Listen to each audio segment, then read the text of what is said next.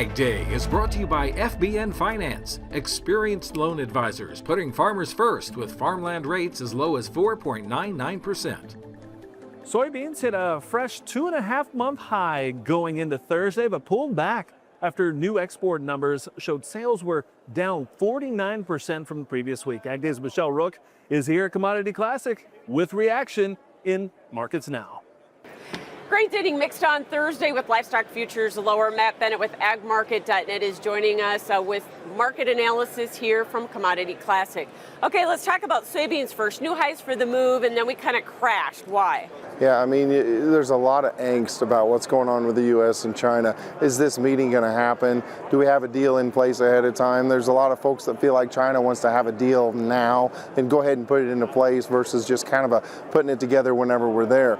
Obviously, President Trump wants to tout some sort of an agreement there, and I think that people are very uneasy about the way that it's going. China is reporting that it's not going very well, and I think that that shook the market up somewhat. We all know there's a lot of beans here in the world. Brazil's got a huge crop, but at the same time, beans have been on a heater here lately, and it seems like we kind of cooled that off today. More new contract highs in the bean oil market, though, and that's really because we finally got these RVO proposals moving. Right, and they look good. Most people have expected that they were going to be good. I mean, they said, hey, it's going to be better. Well, was that better than last year or better than what they said last summer? If it was better than last summer, I think we'd even be screaming more. But bottom line is, it looks like it's going to be positive towards what I think is a long-term goal of increased domestic consumption, which is a really good thing. Yes, bean oil has been a good benefactor here. And of course, we were kind of choppy in the rest of the markets on the grain side of things today, but you started off with kind of poor exports this morning, and it's end of the month, right?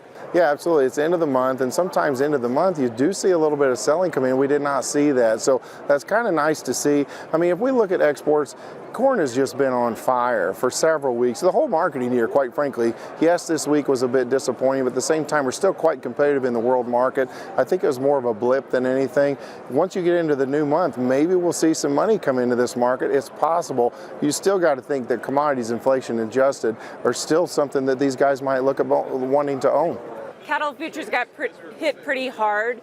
We had a little lower cash, but we're hearing about maybe a plant strike at Greeley. Is that it? Yeah, if you have the plant strike at Greeley, there's no doubt that that would be problematic. Obviously, cattle have really raced higher off the lows we saw. You know, we were up at a 250 on April, almost 251, went down about $50, and then we've been fluttering around $10 below the high. We've been trying to encourage people to pay close attention there because any news like that or a tweet or something, it could really hurt us. All right, thanks so much. Agmarket.net's Matt Bennett joining us here from Commodity Classic, and that is Markets Now.